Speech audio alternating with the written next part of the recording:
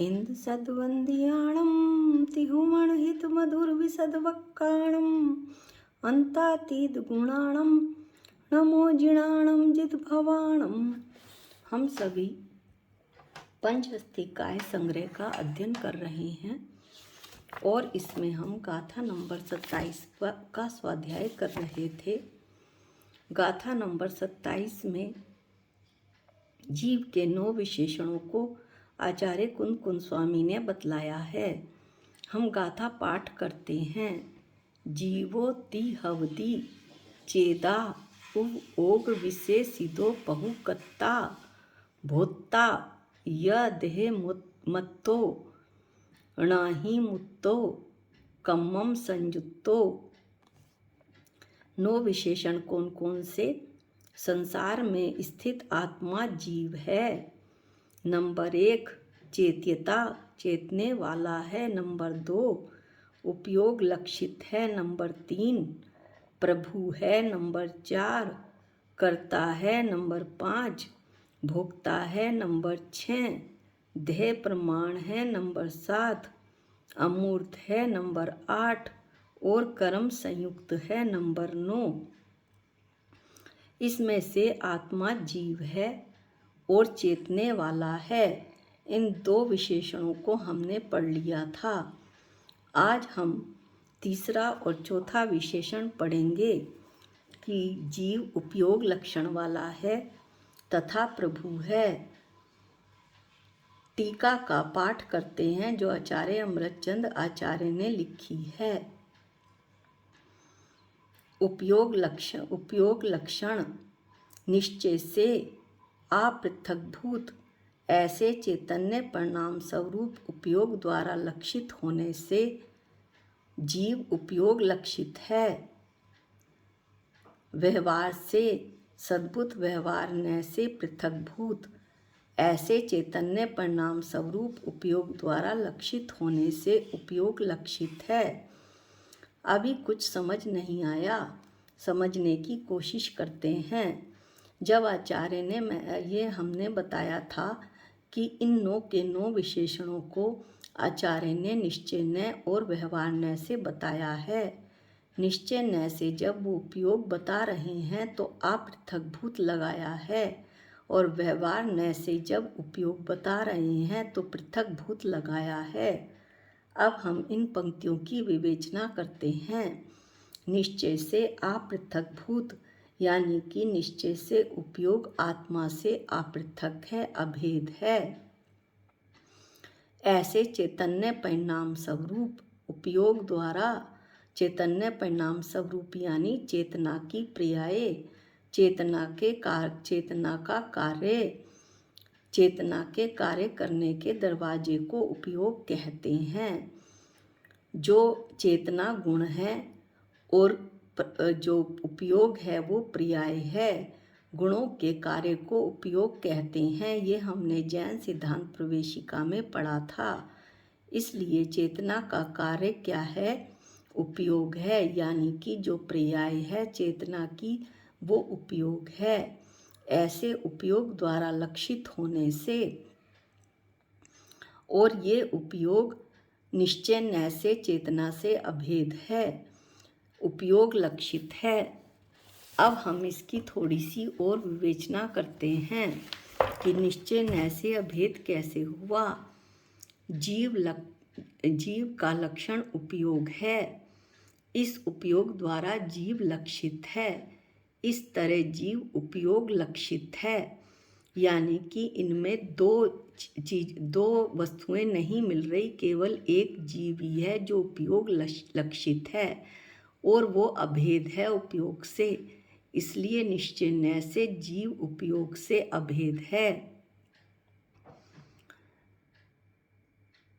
ये जीव का लक्षण जो उपयोग बताया, अब वो लक्षण क्या हुआ?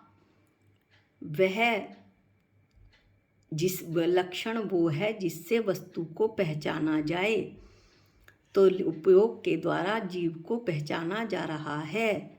ये लक्षण भी 2 प्रकार का होता है। अभी हम यहाँ एक ही प्रकार पढ़ेंगे, आत्मभूत लक्षण। जो लक्षण वस्तु के स्वरूप में मिला हुआ होता है उसे आत्मभूत लक्षण कहते हैं। ये जो उपयोग है वो वस्तु के स्वरूप में मिला हुआ है, अभेद है, अपृथकभूत है। जिस प्रकार पुद्गल का आत्मभूत लक्षण स्पर्श, रस, गंध, वर्ण है, ये स्पर्श आदि पुद्गल के स्वरूप में मिले हुए हैं। इसी प्रकार दृष्टांत देते हैं कि जीव देह से, रंग रूप से, धन संपदा से, माता पिता से, नाते रिश्तेदारों से, इनसे नहीं पहचाना जाता बल्कि उपयोग से पहचाना जाता है। उपयोग जो जीव के स्वरूप में मिला हुआ अभेद है। इसलिए आचार्य ने कहा कि निश्चय से उपयोग जीव के से अपृथक है, अभेद है। अब हम व्यवहार न्याय की बात करते हैं। व्यवहार न्याय में आचार्य ने बतलाया कि सद्भुत व्यवहार न्याय से यानी कि व्यवहार से उपयोग आत्मा से पृथक है। सद्भुत व्यवहार न्याय से पृथकभूत, पृथकभूत का मतलब व्यवहार से उपयोग आत्मा से पृथक है। ऐसे चैतन्य परिणाम स्वरूप उपयोग द्वारा लक्षित होने से जीव उपयोग लक्षित है।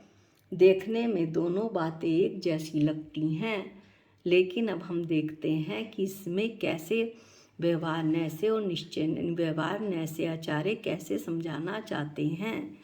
सद्भुत व्यवहार न्याय की बात आचार्य ने कही है। जो अखंड द्रव्य में भेद कर दे वो सद्भुत व्यवहार न्याय है। अब ये कह रहे हैं कि पृथकभूत उपयोग यानी व्यवहार न्याय से, जैसे अभी बताया कि यह व्यवहार न्याय से उपयोग जीव से पृथक है। जीव में उपयोग है, जीव उपयोग लक्षण वाला है। इस तरह से दो चीज़ें हो गईं, लक्ष्य जीव हो गया और लक्षण उपयोग हो गया। अब ये लक्ष्य क्या हुआ? जिसका लक्षण किया जाता है उसे लक्ष्य कहते हैं, और लक्षण इसका क्या हो गया? जीव का उपयोग। इस तरह से दो चीज हो गई, जीव व उपयोग, लक्ष्य व लक्षण। इसलिए आचार्य ने सद्भुत व्यवहार न्याय की बात की। जैसे जिस प्रकार चीनी व चीनी की मिठास, चीनी लक्ष्य है और मिठास लक्षण है। व्यवहार न्याय से जीव के चैतन्य गुण का परिणमन या कार्य, ये सब एक ही चीज है। चैतन्य गुण का परिणमन कार्य उपयोग है। जैसे ऊपर भी बतलाया था कि चेतना के कार्य करने का दरवाजा उपयोग है। उपयोग से क्या मतलब हुआ? जानना, देखना, ज्ञाता, दृष्टा। इस उपयोग से जानने देखने के लक्षण होने से जीव पकड़ में आता है। अर्थात कौन पकड़ में आता है? लक्ष्य। जीव, जो जीव है वह पकड़ में आता है। यह ज्ञाता दृष्टा लक्षण किसी अन्य द्रव्य में नहीं है। गला दुख रहा है, पेट में दर्द है, सिर में दर्द है, ये सब शरीर में हो रहा है, लेकिन जीव इन्हें जान रहा है। इस तरह से आचार्य ने अखंड जीव में भेद करके बतलाया। इसलिए इसे व्यवहार न्याय से कहा गया, सद्भुत व्यवहार न्याय से। इसके और भी भेद हो सकते हैं। जैसे उपयोग के दो भेद हुए, दर्शनोपयोग और ज्ञानोपयोग। दर्शनोपयोग चक्षु अचक्षु अवधि, दर्शनोपयोग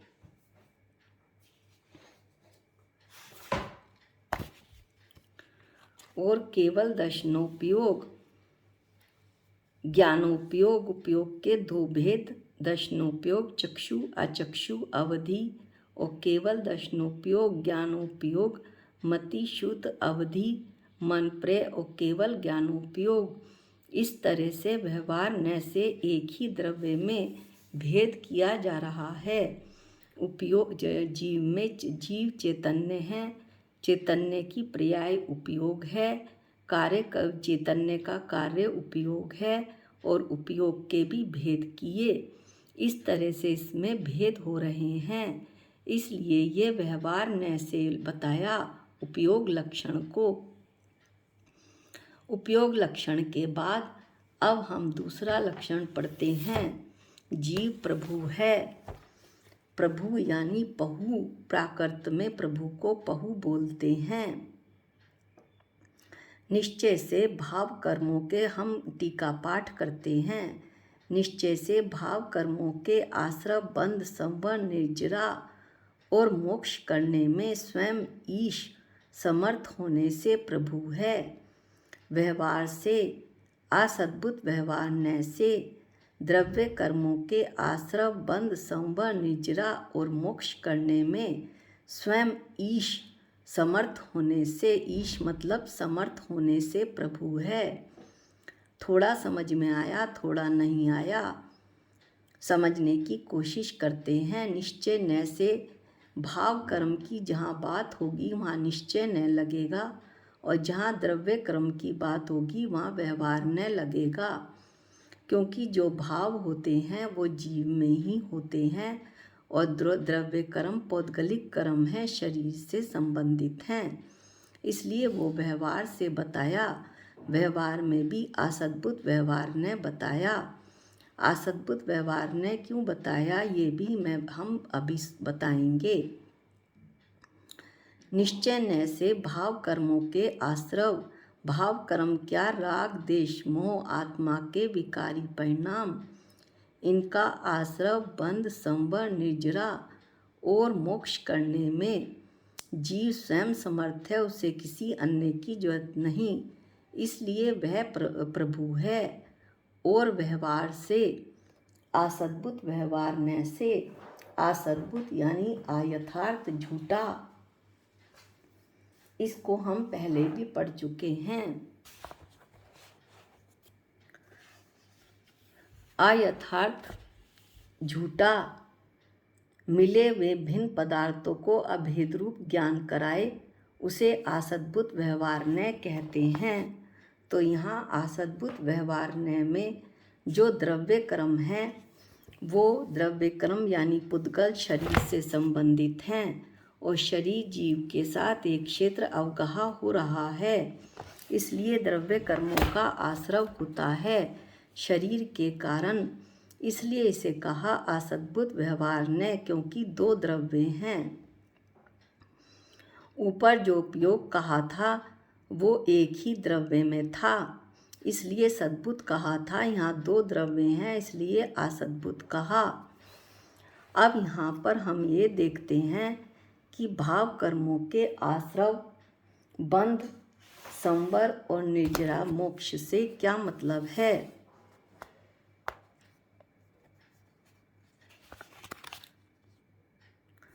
सबसे पहले हम भाव आश्रव देखते हैं।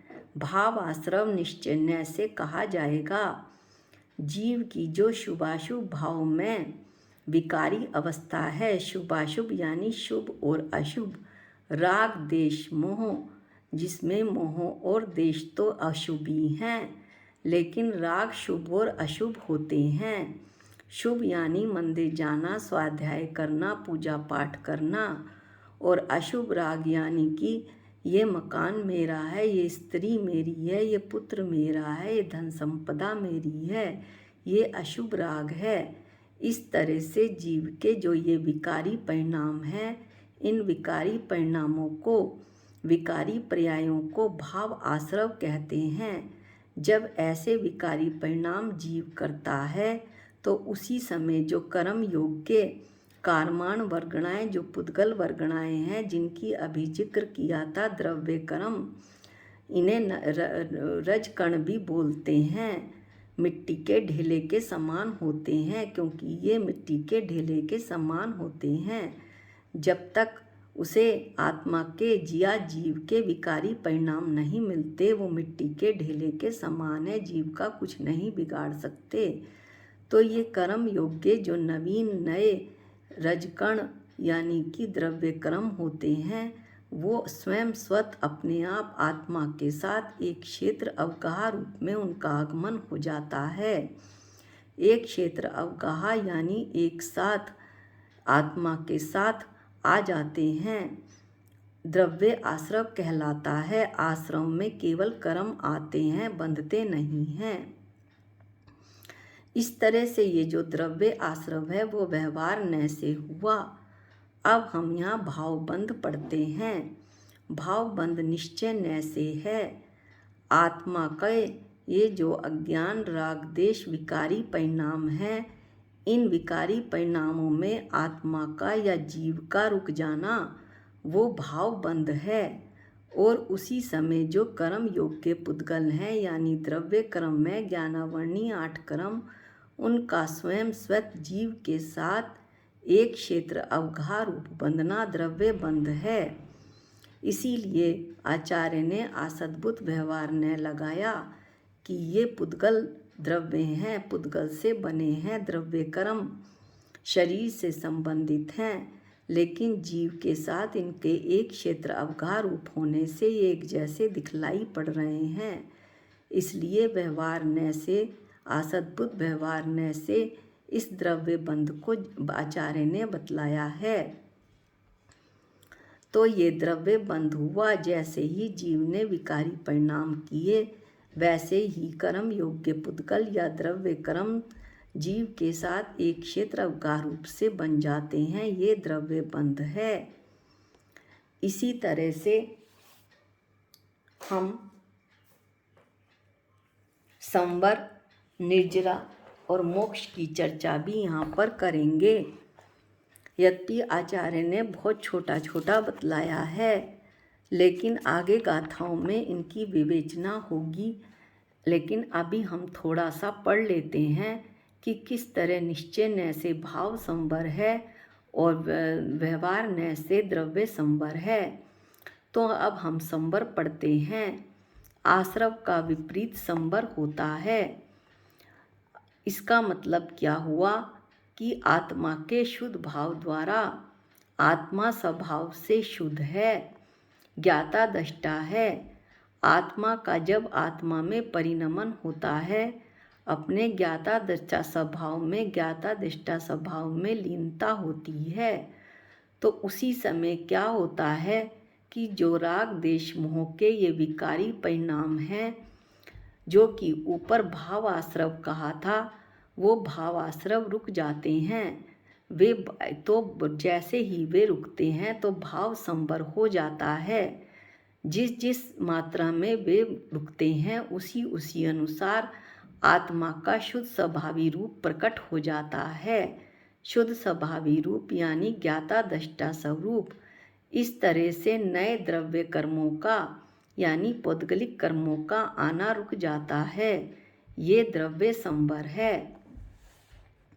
अब अच्छी तरह समझ में आ गया होगा कि निश्चय न से भाव संवर और व्यवहार न से द्रव्य संवर। अब हम इसी तरह निर्जरा भी पढ़ते हैं। भाव निर्जरा और द्रव्य निर्जरा, इसका भी स्वाध्याय करते हैं। अखंडानंद निज शुद्ध आत्मा के लक्ष्य के बल पर मेरी आत्मा कैसी है, एक अखंड अनंत गुणों का की स्वामी है और पूर्ण रूप से शुद्ध है। जब मैं उस शुद्ध आत्मा का लक्ष्य लेता हूँ तो मेरी ऐसी आत्मा जो अखंड आनंद स्वरूप है, जब मैं उसका लक्ष्य लेता हूँ, उसका आश्रय लेता हूँ, तो अपने आत्मबल से अपनी आत्मा में शुद्ध भावों की वृद्धि करता हूँ। जैसे जैसे शुद्ध भावों की वृद्धि होती है तो आत्मा का स्वभावी रूप, ज्ञाता दृष्टा रूप आंशिक रूप से एक देश रूप से प्रकट होता है। जितनी जितनी मात्रा में शुद्ध भावों की वृद्धि होती है, उतनी उतनी मात्रा में ज्ञाता दृष्टा भाव प्रकट होता है। और उसी समय आत्मा की जो विकारी परिणाम है, अशुद्ध भाव हैं, वो घटते हैं। यह भाव निर्जरा है। जब आत्मा के विकारी परिणाम घटते हैं और आत्मा के शुद्ध भावों की वृद्धि होती है, तो उसी समय क्या होता है कि जो पुराने द्रव्य कर्म हैं, खिरने योग्य कर्म, इन कर्मों को एक देश कर्म भी कहते हैं। निर्जरा में एक देश कर्मों का खिर जाना होता है, तो एक देश कर्मों का खिर जाना द्रव्य निर्जरा कहलाती है। अब ये द्रव्य निर्जरा शरीर से संबंधित है। पौद्गलिक द्रव्य कर्म की निर्जरा हो रही है, इसलिए इसे व्यवहारण्य से कहा द्रव्य निर्जरा को, और भाव निर्जरा को निश्चयन्य से कहा। अब हम इसका आखिरी पॉइंट मोक्ष पढ़ते हैं। जब आत्मा की पूर्ण ये निश्चयन्य से भाव मोक्ष कहा है और व्यवहारण्य से द्रव्य मोक्ष कहा है। मोक्ष आत्मा की जब पूर्ण शुद्ध पर्याय, आत्मा का पूर्ण शुद्ध स्वभावी रूप जब प्रकट हो जाता है और जो उसका विभाव रूप पर्याय है उसका पूर्णतः नाश हो जाता है, यानी जो अष्ट द्रव्य क्रम है इनका पूर्ण रूप से नाश हो जाता है, तो ये भाव मोक्ष है। यहाँ पर अष्ट कर्म नहीं लगाए जाएंगे, क्योंकि अष्ट कर्म में तो द्रव्य कर्म आएंगे। इसलिए इस लाइन को पुनः सुनिए। जो विभाव रूप पर्याय है, यानी आत्मा के विकारी परिणाम है राग देश मोह के, उनका पूर्ण रूप से नाश हो जाता है, तब भाव मोक्ष होता है, और ये 13वें गुण स्थान में होता है। जब जीव के भाव मोक्ष होता है तो उसी समय आत्मा के प्रदेश से संपूर्ण द्रव्य कर्मों का, अब यहाँ संपूर्ण द्रव्य कर्मों की जब बात आई तो यहाँ अष्ट द्रव्य क्रम, ज्ञानवर्ण आदि अष्ट कर्मों की बात होगी। तो अष्ट द्रव्य कर्मों का नाश हो जाता है, ये द्रव्य मोक्ष है। ये आत्मा की शुद्ध पर्याय है। ये 14वें गुण स्थान में 8 कर्मों का नाश हो जाता है। इस तरह से मैंने समझा और जाना कि अपने विकारी परिणामों से, राग देश मोह से मैं संसार में चक्कर काट रहा हूँ। जिस जीव ने अपने विकारी परिणामों को ना करके अपनी शुद्ध अखंड ज्ञाता दृष्टा स्वभावी आत्मा को जाना समझा, उसने संसार से मुक्ति प्राप्त की। इस तरह से आज का वीडियो यहीं समाप्त होता है, और हमने 2 जो है वो लक्षण पढ़े, एक उपयोग और दूसरा प्रभु। हमने देखा कि जैसा आचार्य ने बतलाया था कि भाव मोक्ष और द्रव्य भाव आश्रव बंध संवर निर्जरा और मोक्ष, द्रव्य आश्रव बंध संवर निर्जरा और मोक्ष ये करने में स्वयं जीव समर्थ है, ईश है, इसलिए आचार्य ने उसे प्रभु बताया।